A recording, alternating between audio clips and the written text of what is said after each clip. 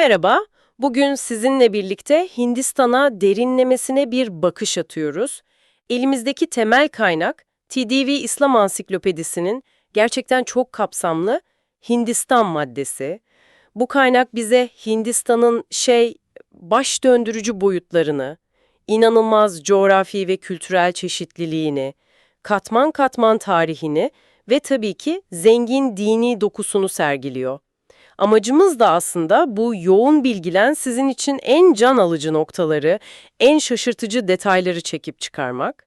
Hindistan'ın dağlarından ovalarına, ilk uygarlıklarından bugüne, toplum yapısından dış ilişkilerine yani epey geniş bir alanda gezineceğiz. Kısacası sık sık yarı kıta olarak anılan bu devasa toprakların hikayesindeki en önemli durakları hep birlikte keşfedeceğiz. Hakikaten de yarı kıta tanımı çok yerinde. Düşününce kuzeyde Himalayalar gibi bir duvar var, güneyde Hint Okyanusu'na uzanan devasa bir üçgen. 3,2 milyon kilometre kareden fazla bir alandan bahsediyoruz. Muazzam bir alan, evet. Nüfusu da akıl almaz boyutlarda. Kaynaklar 90'ların başında 844 milyon olduğunu, 2000'lerde ise 1 milyarı aşacağını belirtiyor. Yani Çin'den sonra dünyanın en kalabalık ülkesi. Kesinlikle. Üstelik federal bir yapısı var. 22 eyalet ve 9 birlik toprağından oluşuyor. Hatta bazı eyaletleri, mesela Maharashtra dediniz, tek başına orta boy bir Avrupa ülkesi kadar büyük. İnanılmaz. Coğrafi olarak baktığımızda 3 ana yapı hemen göze çarpıyor. Güneyde çok eski bir kara kütlesi olan Dekkan Platosu var. Üzeri yer yer 3 kilometre kalınlığında bazalt lavlarıyla kaplı. 3 kilometre mi? Evet evet, kuzeyde ise tam tersi dünyanın en genç ve en yüksek dağ sırası, Himalayalar. Bunlar ülkenin nehirlerinin yani aslında hayat kaynağının doğduğu yer. Su kaynakları oradan geliyor yani. Aynen, işte bu yaşlı platoyla genç dağların arasında da Ganj ve Indus nehirlerinin oluşturduğu devasa ovalar uzanıyor. Burası ülkenin en verimli, dolayısıyla en kalabalık bölgesi. Ama batısında Tar Çölü gibi kurak alanları da barındırıyor, onu da unutmamak lazım. Peki iklim? Hep o meşhur musonları duyarız. Evet, iklimi belirleyen ana unsur muson rüzgarları. Yağış miktarı inanılmaz farklılıklar gösteriyor. Yani çöllerde 100 milimetrenin altına düşerken dağ eteklerinde 11 bin milimetreyi yani 11 metreyi geçebiliyor. 11 metre mi? Şaka gibi. Gerçekten öyle. Bu da bitki örtüsünün neden bu kadar zengin olduğunu açıklıyor tabii. Kaynaklarda 20 binden fazla türden bahsediliyor. Yağmur ormanlarından bozkırlara, çöllere kadar her şey var. Bu coğrafi çeşitlilik nüfusun dağılımını da doğrudan etkiliyor anlaşılan. Kesinlikle. Tarım imkanları çok belirleyici. Örneğin bol yağışlı Ganj deltasında kilometre kareye 700'den fazla insan düşerken kurak Rajasthan'da bu sayı 100'e iniyor. Dağlık bölgelerde daha da azdır herhalde. Tabii dağlık ve engebeli kuzeydoğu bölgelerinde onun bile altına inebiliyor. Genel şehirleşme oranı düşük aslında, %28 civarı diyor kaynaklar. Ama bu devasa şehirlerin olmadığı anlamına gelmiyor. Mumbai yani eski Bombay, Delhi, Kalküta gibi metropoller milyonlarca insanı barındırıyor. Etnik yapıya gelirsek orası nasıl? İşte orası tam bir kavimler kapısı olmuş tarih boyunca. En eski yerleşimciler olarak Dravidler ve Veddalar biliniyor. Sonra kuzeyden Hint-Avrupalı Aryerler gelmiş, ardından Persler, Yunanlar, Sakalar, Kuşanlar, Hunlar, Moğollar, Türkler, Afganlar say bitmez. Bu kadar çeşitlilik dile de yansımıştır o zaman. Çeşitlilik sunuyor sanırım. Aynen öyle. Nüfusun ezici çoğunluğu yaklaşık %83'ü Hindu. İkinci en büyük grup ise %13 civarında bir oranla Müslümanlar. Bu oran bile Hindistan'ı Endonezya'dan sonra dünyanın en kalabalık Müslüman nüfusuna sahip ikinci ülke yapıyor. Sayıları 90'larda 110 milyonu geçmişti. Geri kalan nüfus? Geri kalanını Sihler, Hristiyanlar, Budistler ve Jainistler gibi gruplar oluşturuyor. Müslümanlar özellikle kuzeydeki Uttar Pradesh, Batı Bengal, Bihar gibi eyaletlerde ve Haydarabad, Kanpur gibi şehirlerde yoğunlaşmış durumda. Peki ekonomi? Bu kadar büyük bir ülke kaynakları da boldur herhalde. Ekonomi ise tam bir zıtlıklar manzarası sunuyor aslında. Bir yanda muazzam tarım potansiyeli var, ormanlar, madenler. Hatta nükleer enerji ve uzay araştırmaları gibi ileri teknoloji alanları. Ama Ama diğer yanda kişi başına düşen gelir oldukça düşük. Aşırı nüfus artışı, kaynaklar saatte 3000 kişi diyor. İklimin getirdiği zorluklar yani kuraklık, seller, tarımsal verimsizlik gibi devasa sorunlarla boğuşuyorlar. yine de büyük üretici oldukları alanlar var değil mi? Olmaz mı? Çay, şeker kamışı, pirinç, buğday gibi ürünlerde dünyanın en büyük üreticilerinden. Bir de ilginç bir durum var. Dünyanın en fazla sığırına sahipler ama inançlar nedeniyle bunun ekonomik getirisi çok sınırlı kalıyor. Anladım. Peki bu devasa ve karmaşık coğrafyayı Orta Çağ'daki Müslüman gezginler ve alimler nasıl görmüşler? Hindistan ismi nereden geliyor mesela? Evet, güzel soru. Hindistan isminin Indus Nehri'nin eski Sanskritçe adı Sindhu'dan geldiğini belirtiyor kaynaklar. İlk coğrafyacılar genellikle bölgeyi Indus'un batısındaki Sind ve doğusundaki Hind olarak ikiye ayırmışlar. Kimler var mesela bu gezginlerden, alimlerden? Özellikle Biruni gibi 11. yüzyılda yaşamış bir alim inanılmaz detaylı ve değerli bilgiler bırakmış bize. Hindistan'ın coğrafyasını, dağlarını, nehirlerini, iklimini anlatmış, hatta bir gözlemi var ki şaşırtıcı. Nehir kenarındaki taşların yuvarlaklığından yola çıkarak, Hindistan'ın bulunduğu kara parçasının çok eski zamanlarda bir deniz tabanı olabileceği çıkarımını yapmış. Vay canına, o dönem için müthiş bir gözlem. Kesinlikle. Modern jeolojinin bulgularıyla örtüşen, zamanının çok ötesinde bir tespit. Ayrıca dönemin siyasi yapısına dair de notları var. Mesela Araplarla iyi ilişkileri olan Raştrakuta Krallığı'yla onlara düşman olan Gurjara Krallığı'ndan bahsediyor.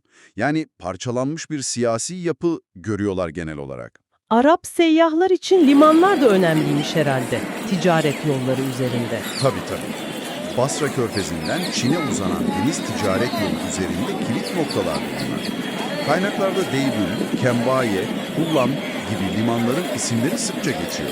Hatta Maldiv adalarında para yerine deniz kabuğu kullanıldığı gibi ilginç ayrıntıları bile kaydetmişler. Kültürel notlar da vardır mutlaka. Din, toplum yapısı. Olmaz mı? En çok ilgilerini çeken konulardan biri bu olmuş.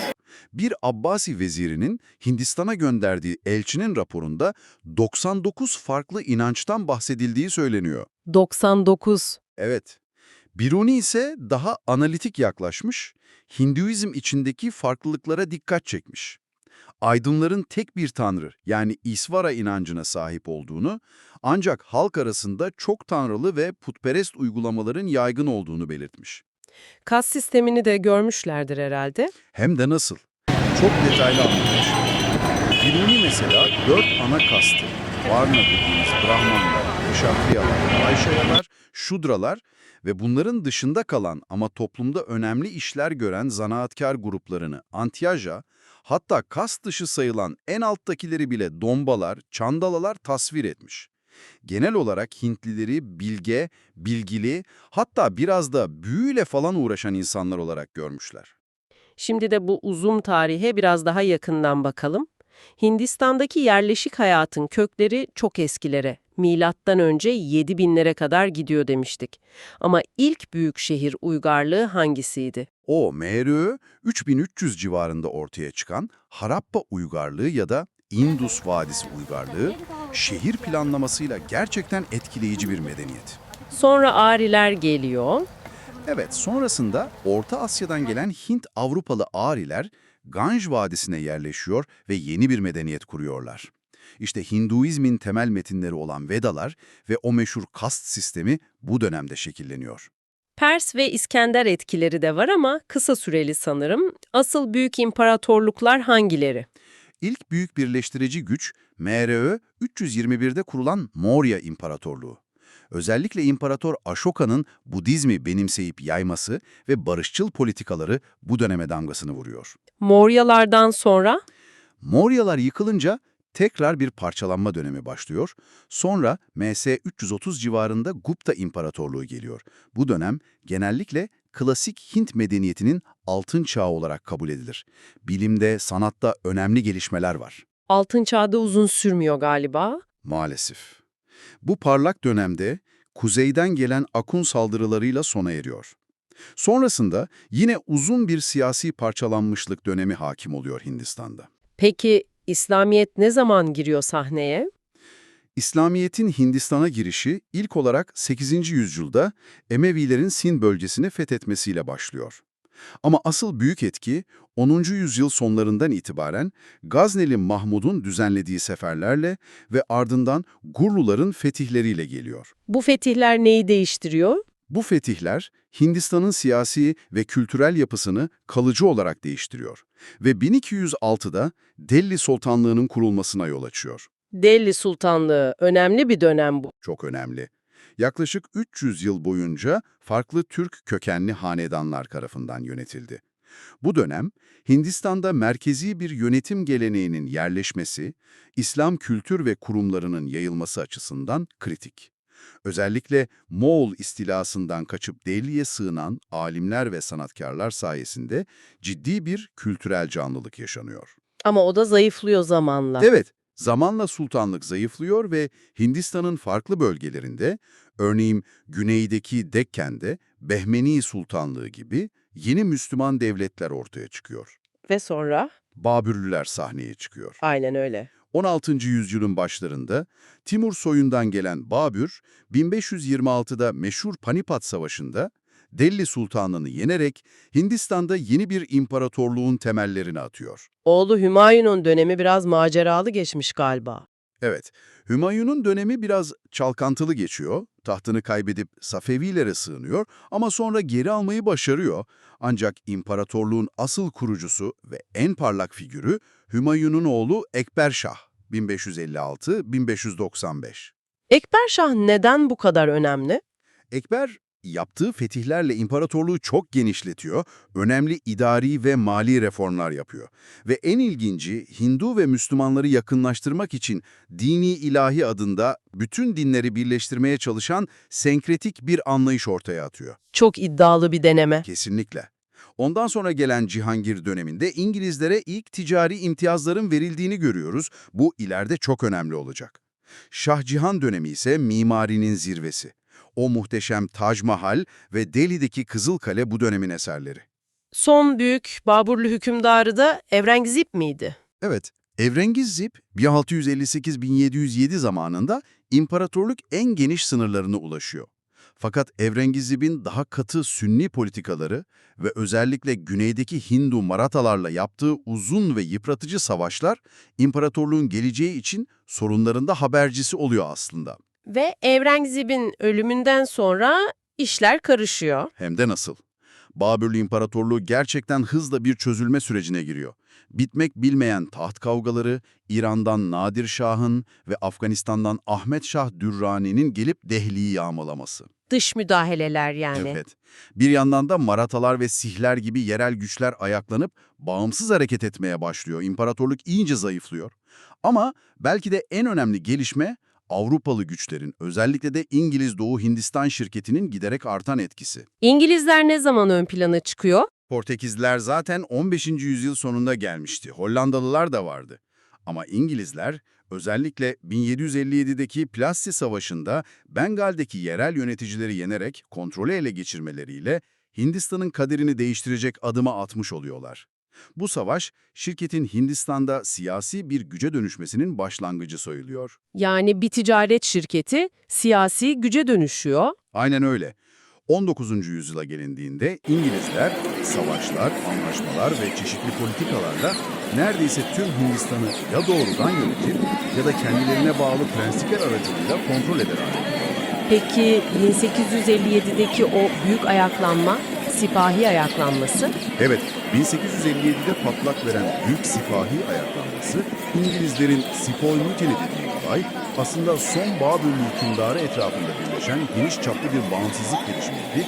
Ancak İngilizler bu ayaklanmayı çok kanlı bir şekilde bastırdılar. Sonucu ne oldu bu ayaklanmanın? Sonucunda İngiliz Doğu Hindistan şirketi lağvedildi ve Hindistan doğrudan Kraliçe Victoria'nın yönetimine, yani Britanya İmparatorluğu'na bağlandı. 1858. Bu süreç özellikle Müslümanların siyasi ve ekonomik güçlerini büyük ölçüde kaybetmelerine neden oldu. İşte bu yenilgi ve güç kaybı Hindistan Müslümanları arasında ciddi bir kimlik krizi ve arayış başlatıyor o zaman.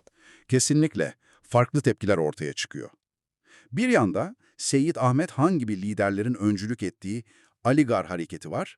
Bunlar İngilizlerle uzlaşıp Batı tarzı eğitim alarak modernleşmeyi ve Müslümanların durumunu düzeltmeyi savunuyorlar. Diğer yanda Diğer yanda ise Deoband Medresesi gibi kurumlar var. Onlar da geleneksel İslami eğitime ve değerlere sarılarak kimliklerini korumayı amaçlıyorlar. Siyasi örgütlenme ihtiyacı da artıyor tabii ve 1906'da Hindistan Müslümanları Birliği kuruluyor. aynı dönemde Osmanlı halifeliğine bir ilgi artışı da var sanırım. Panislamizm. Evet, evet. Osmanlı halifeliğine olan manevi bağlılık ve panistemizm fikirleri de güçleniyor. Özellikle Birinci Dünya Savaşı sonrası Osmanlı Devleti'nin durumu üzerine başlayan hilafet hareketi Hindistan'da büyük bir kitlesel desteğe ulaşıyor. Ama sonra Hindu-Müslüman gerginliği artıyor. Maalesef. Zamanla Hindu milliyetçiliğinin yükselişi ve iki toplum arasındaki gerginliklerin artmasıyla Müslümanlar arasında ayrı bir devlet kurulma fikri güç kazanıyor. Muhammed Ali Cinnah liderliğindeki Müslümanlar Birliği, 1940'daki tarihi Lahor toplantısında Müslümanların çoğunlukta olduğu bölgelerde bağımsız bir devlet kurulması, yani Pakistan talebini resmen dile getiriyor. Ve İkinci Dünya Savaşı sonrası bu talep gerçekleşiyor. Evet, İkinci Dünya Savaşı'ndan sonra İngiltere'nin Hindistan'dan çekilme kararı almasıyla bu talep gerçeğe dönüşüyor. Son İngiliz Genel Vali Lord Mountbatten'ın planı doğrultusunda 14 Ağustos 1947'de Hindistan bölünüyor, Hindistan ve coğrafi olarak birbirinden ayrı iki parçadan oluşan Batı ve Doğu Pakistan, Pakistan kuruluyor. Ama bu bölünme çok sancılı oluyor, değil mi? Hem de çok. Milyonlarca insanın evini terk etmek zorunda kaldığı, karşılıklı şiddet olaylarının yaşandığı büyük bir trajediye yol açıyor. Bugün hala devam eden Keşmir sorunu da işte bu bölünmenin çözümsüz kalan acı bir mirası. Peki Hindistan'da kalan Müslümanların durumu ne oluyor? Bağımsız Hindistan'da Nehru gibi liderler ülkeyi modernleştirme yoluna giderken, Hindistan'da kalmayı seçen Müslümanlar ise azınlık konumunda çeşitli sosyal, ekonomik ve siyasi zorluklarla yüzleşiyorlar. Kaynaklar buna örnek olarak 1992'de Ayodhya'daki tarihi Baburlu Camii'nin Hindu milliyetçileri tarafından yıkılması olayını veriyor mesela. Anlıyorum. Peki bu uzun süreçte Osmanlı Devleti ile Hindistan'daki Müslüman devletler arasındaki ilişkiler nasıldı? Biraz da ona bakalım. Tabii kaynaklar ilginç bağlantılar ortaya koyuyor. İlişkiler 15. yüzyıla, Dekkan'daki Behmeni Sultanlığı'na kadar gidiyor. Hatta bir Behmeni vezirinin Bursa'da bir ticaret kolonisi kurduğundan bile bahsediliyor. Vay be, ilginçmiş. Sonra? 16. yüzyılda Gucerat Sultanlığı'nın Portekizlilere karşı Osmanlılardan yardım istediğini ve Kanuni Sultan Süleyman'ın Hadım Süleyman Paşa komutasında bir donanmayı Hindistan'a gönderdiğini biliyoruz. Diur kuşatması falan. Babürlerle ilişkiler nasıldı peki? Babürlülerle ilişkiler ise daha karmaşık. Babür ile doğrudan bir temas yok. Oğlu Hümayun zamanında ise ilginç bir olay var. Osmanlı amirali Seydi Ali Reis, Hint okyanusunda fırtınaya yakalanıp Hindistan'a sürükleniyor ve orada Hümayun'la görüşüyor, hatta ona şiirler sunuyor. Ekberşah dönemi nasıl? Ekberşah başlarda Kanuni'ye saygılı mektuplar yazsa da sonradan daha mesafeli duruyor, hatta Osmanlı'ya karşı Portekiz veya Özbeklerle ittifak arayışlarına giriyor. Şahcihan döneminde ise ilişkiler biraz canlanıyor. Özellikle Safevi İran'a karşı bir Sünni ittifak Osmanlı, Babürlü, Özbek kurma fikri gündeme geliyor, karşılıklı elçiler gidip geliyor. Ama bu ittifak gerçekleşmiyor anladığım kadarıyla. Hayır, çeşitli siyasi ve protokol sorunları nedeniyle bu ittifak gerçekleşmiyor. Evrengzip döneminde ise ilişkiler yine oldukça soğuk. 18. yüzyılda bir yakınlaşma oluyor muydu tekrar? Evet, 18. yüzyılda Nadir Şah tehlikesi belirince Babürlüler tekrar Osmanlı'ya yaklaşıyor. Ama belki de en dikkat çekici ilişki girişimi Güney Hindistan'daki Meysur Sultanı Tipu Sultan'dan geliyor. Tipu Sultan, İngilizlere karşı mücadelesinde Osmanlı halifesinden hem askeri yardım hem de hükümdarlığını onaylayan bir meşruiyet belgesi, yani berat istiyor ve bunun için 1780'lerde İstanbul'a büyük bir heyet gönderiyor. Osmanlılar ne cevap veriyor? Yardım gönderiyorlar mı? Maalesef Osmanlı Devleti o sırada Rusya ve Avusturya ile savaşta olduğu için Tipu'ya fiili yardım gönderemiyor, sadece iyi niyet dileklerini iletiyor ve barış tavsiye ediyor. Anladım. İngiliz hakimiyeti sonrası durum nasıl değişiyor? İngiliz hakimiyeti kesinleştikten sonra ise ilişki tamamen farklı bir boyut kazanıyor. Siyasi güçlerini kaybeden Hindistan Müslümanları Osmanlı halifeliğine manevi bir lider ve sığınak olarak daha sıkı sarılıyorlar. Kırım Savaşı'nda, 93 Harbi'nde Osmanlılar için büyük yardım kampanyaları düzenliyorlar. İkinci Abdülhamit dönemi önemli o zaman bu açıdan. Kesinlikle. İkinci Abdülhamid'in panislamist politikaları Hindistan'da büyük yankı buluyor. Örneğin Hicaz Demiryolu projesi için Hindistan'dan muazzam bağışlar toplanıyor. Osmanlılar da bu ilgiye karşılık veriyor mu? Veriyor tabii. Hindistan'da konsolosluklar açıyor, çeşitli yayınlar ve tarikatlar aracılığıyla oradaki Müslüman kamuoyunu etkilemeye, dolayısıyla İngilizleri dengelemeye çalışıyorlar. Balkan Savaşları sırasında Hindistan'dan bir doktor heyetinin Osmanlı ordusuna yardım için gelmesi bu bağın ne kadar güçlü olduğunu gösteriyor. Birinci Dünya Savaşı ve sonrasındaki hilafet hareketi bu ilişkinin son büyük ve kitlesel dışavurumu oluyor. Ama sonra hilafet kaldırılıyor. Evet, işte 1924'te Türkiye'de hilafetin kaldırılması Hindistan Müslümanları için büyük bir şok ve hayal kırıklığı yaratıyor. Yıllardır manevi merkez olarak gördükleri bir kurumun ortadan kalkması, Türkiye'ye yönelik ilgiyi ve o duygusal bağı önemli ölçüde azaltıyor. Anlıyorum. Son olarak Hindistan'daki İslam düşüncesi ve diğer inançlarla olan etkileşimine bakalım. İslamiyet sadece siyasi bir güç değil, aynı zamanda entelektüel bir gelenek de oluşturmuş orada. Hem de çok derin ve zengin bir gelenek. Kaynaklar, İslam'ın yayılmasında fetişler kadar, hatta belki daha fazla Sufilerin rolünün altını çiziyor. Özellikle çiştilik, sühreverdilik gibi karikatlar, halkla kurdukları yakın ilişki, hoşgörü ve sosyal faaliyetleriyle İslam'ın benimsenmesinde çok etkili olmuşlar. Özellikle de kast sisteminin dışladığı alt tabakalar arasında. İslam düşüncesi içinde ne gibi akımlar, tartışmalar yaşanmış? Önemli fikri akımlar ve tartışmalar var. Bir yanda Muhittin İbnül Arabi'nin her şeyin Tanrı'nın bir tecellisi olduğunu savunan vahdet-i vücut felsefesi çok etkili olmuş. Diğer yandaysa şeriata ve Kur'an ile sünnete harfiyen bağlılığı vurgulayan vahdet-i vücuda eleştirel yaklaşan görüşler var. Bu gerilim Babürlüler döneminde de kendini göstermiş mi? Evet. Çok belirgin.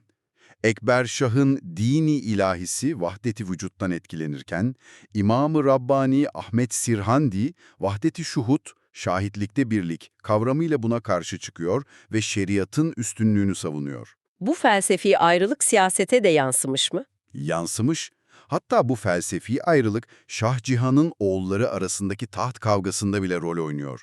Vahdet-i vücuda yakın olan Dara Şukuh ile İmam-ı Rabbani çizgisindeki Evrengzip arasındaki mücadelenin bir boyutu da bu aslında. Peki bu farklı yaklaşımları uzlaştırmaya çalışanlar olmuş mu? Olmuş. Özellikle 18. yüzyılda yaşayan Şah Veliullah Dihlevi, bu farklı yaklaşımları uzlaştırmaya çalışan, İslam düşüncesini ve ilimlerini, özellikle hadis ilmini yeniden canlandıran çok önemli bir alim. Onun çalışmaları, kendisinden sonra gelen hem gelenekçi Diubend gibi hem de modernist Aligar gibi pek çok hareketi derinden etkilemiş. Gerçek bir entelektüel köprü vazifesi görmüş diyebiliriz. 19. yüzyılda Batı etkisi artınca tepkiler nasıl çeşitleniyor? Batı etkisi ve Hristiyan misyonerliği artınca Müslümanlar arasında farklı tepkiler daha da belirginleşiyor. Geleneksel değerlere sarılanlar, Düyübendiler, Batı'yla uzlaşıp modernleşmeyi savunanlar, Aligar hareketi, ikisi arasında orta yol arayanlar, Nedvetül Ulema. Bu dönemde sadece Kur'an ve sünnete dayandığını söyleyen ehli hadis hareketi veya işte peygamberlik iddiası nedeniyle tartışmalı olan Mirza Gulam Ahmed'in kurduğu Ahmediye'ye, Kadiyanilik gibi yeni hareketler de ortaya çıkıyor. 20. yüzyılda öne çıkan hareketler hangileri? 20. yüzyılda ise daha çok ahlaki ve manevi canlanmayı hedefleyen, cemaat-i tebliğ ve İslam'ı hayatın her alanında hakim kılmayı amaçlayan, siyasi yönü de güçlü, Mevdudi'nin kurduğu Cemaat-i İslami gibi hareketler öne çıkıyor. Ayrıca Hindistan'da Şiiliğin de özellikle İsmaililer ve 12 imamcılar olarak köklü bir varlığı olduğunu unutmamak lazım. Tüm bu düşünce hareketliliği İslami ilimler açısından nasıl bir sonuç doğurmuş? Hindistan'ı İslami ilimler açısından inanılmaz verimli bir merkez haline getirmiş. Tefsir, hadis, özellikle Kenzül Ümmal gibi devasa derlemeler var, fıkıh. Evrengzip döneminde hazırlanan El Fetavai Hindiye ya da Fetavai Alemgiriye gibi kelam, tasavvuf, İmam-ı Rabbani'nin mektubatı mesela ve siyer alanlarında yüzlerce ciltlik devasa bir literatür üretilmiş. Peki İslam'ın diğer inançlarla, özellikle Hinduizmle etkileşimi nasıl olmuş? Karşılıklı etkiler var mı? Var tabii. Hinduizmin baskın ve pek çok farklı inancı içinde eritebilen yapısı malum. Ancak İslamiyet'in de Hinduizm üzerinde etkileri olmuş. Tek tanrı inancının vurgulanması, kast sistemine karşı eleştirel bir alternatif sunması, bazı mistik Hindu akımlarını Bhakti hareketi gibi ve hatta Sihizmin doğuşunu etkilediği belirtiliyor kaynaklarda. Tersine bir etki olmuş mu? Tersine Hinduizmin de Müslümanların bazı sosyal adetleri ve tasavvufi uygulamaları üzerinde etkileri olmuş, ancak Müslüman alimlerin bu tür etkilere karşı genellikle uyarılarda bulunduğu da vurgulanıyor. Kaynaklar ayrıca Hindistan kökenli diğer önemli dinlerden şiddetsizliği savunan Jenizme ve İran'dan göç edip Hindistan'a yerleşen Zerdüştilere yani Parsilere de değiniyor.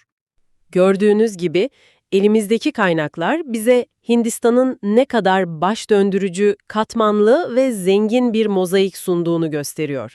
Coğrafyasından kültürüne, tarihinin derinliklerinden dini çeşitliliğine, Orta Çağ seyyahlarının meraklı bakışlarından, Osmanlı ile kurulan o inişli çıkışlı asırlık ilişkilere, Babürlülerin görkeminden İngiliz sömürgeciliğinin travmalarına ve günümüzün karmaşık toplumuna uzanan gerçekten nefes kesici bir yolculuk yaptık. Dedik malzemenin özü bize şunu gösteriyor aslında.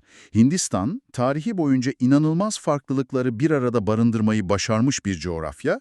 Ama aynı zamanda bu farklılıklar zaman zaman çok keskin gerilimlere, çatışmalara da yol açmış. Bu dinamik etkileşim hala devam ediyor anlaşılan. Kesinlikle kaynakların altını çizdiği bu dinamik etkileşim, İslam ile Hinduizm arasında, farklı İslami yorumlar arasında, yerel kültürlerle dışarıdan gelenler arasında bugün de Hindistan'ın en temel gerçekliği.